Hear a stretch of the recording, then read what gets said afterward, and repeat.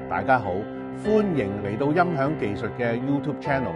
今次我要帶大家一齊睇下 Jadis 最新嘅 JA688旗艦後級。影片開始之前，不如聽少少我哋喺極品音響陳列室嘅錄音片段先啦。聽歌之前，如果未訂閱音響技術 YouTube Channel 嘅朋友，先撳翻個 subscribe 掣先啦。多謝大家。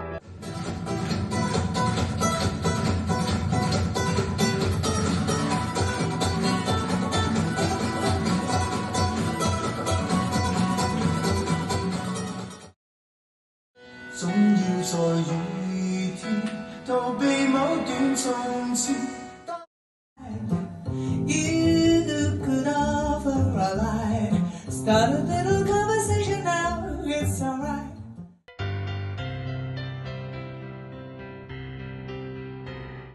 喺我心目中，嚟自法國嘅膽機品牌 Jadis 係一個低調但實力超群嘅品牌。雖然佢唔係市場上最進取嘅品牌，不過正因為咁啊，佢嘅真正實力好多時都被低估咗。其實佢哋嘅產品線涵蓋非常全面。以前後級為例啦，佢哋嘅前級有10款，由零售價大約4萬蚊入門級嘅 JP7 到售價36萬嘅旗艦級 JP500。後級方面亦有10個型號，由最基本售價86,000蚊嘅 PA70到售價高達400萬嘅旗艦後級 JA500 Mark II， 可以話係由平到貴都有。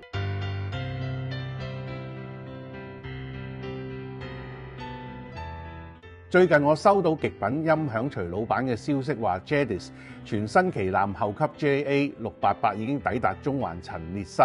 我當然即刻同埋幾位寫手兄弟去探班啦。一踏入佢哋嘅試音室，就見到一套4件嘅 JA688 後級排成一列，推動住出名難推嘅 MBL 101E Mark II 喇叭，聲音即刻吸引住我嗰種幼細而有氣勢嘅音質，可以話將101E喇叭推得貼貼服服，真係令人印象深刻。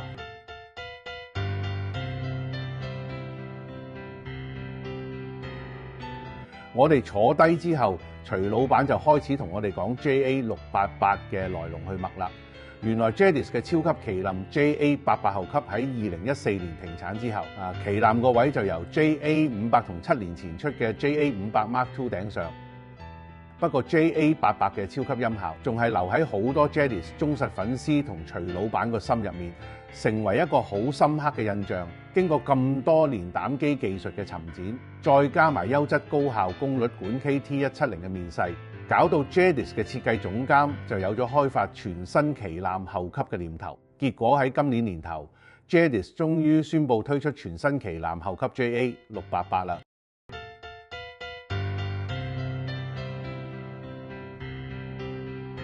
JA688 係以 JA88 嘅設計做藍本，再用 KT170 功率管做核心而整出嚟嘅。KT170 係吞數專為 high-end 音響特別設計嘅速射4極功率管，相比起之前嘅 KT120 同 KT150，KT170 玻璃管個樣就顯得好獨特啦。而且咧，就算喺大功率運作嗰陣，都可以保持最高真空度同散熱更加有效率，仲可以令支膽更金用。佢內置嘅等電位音極可以令放大功能更加穩定。Jadis 係為咗配合 KT170 嘅特性，特登用人手繞製咗特大功率嘅電源牛同輸出牛，內部線路重新設計同改良過，精挑細選最啱用嘅發燒級元件，再用搭棚式人手精心製造。JA688 採用獨立負偏壓設計，可以監控每支 KT170 嘅工作電流。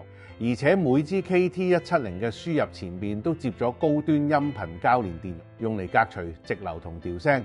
JA688 每聲道用12支 KT170 做超線性推幻放大，輸出功率有350瓦。2份放大模組同2份電源供應分別放喺4個用重量級鏡面不鏽鋼板做嘅超大型機箱度，金色金屬部件用黃銅整成。再到 24K 黃金，成部機總重量高達202公斤。當日係極品音響嘅姚哥為我哋揀咗好多音樂嚟展示 JA688 嘅超班實力。前級當然順理成章咁揀 Jadis 嘅旗艦產品 JP500，老實講，望住4件鋪上一片膽海同大型藍色電容陣嘅銀光閃閃後級嚟播音樂，真係發燒友一大樂事。喺個幾鐘頭裏面，耀哥播咗好多唔同曲風、唔同種類嘅靚聲串流檔案，音效同音樂嘅感染力都令我哋讚不絕口。播人聲嗰陣，歌手嘅唇齒開合、轉腔運氣、頭、胸同腔口嘅共鳴，同埋演繹歌曲感情表達嘅各種纖巧細節 ，JA688 都播得相當清晰，取型嘅聚焦同身形嘅塑造亦都非常立體。好啦，睇到呢度，不如又播啲歌同大家一齊欣賞下啦。都係嗰句啊，中意呢條影片，記住 like 同 share 呢條片俾你身邊嘅發燒友啦。未訂閱嘅朋友，快啲 subscribe 我哋音響技術啦！下條片再同大家分享。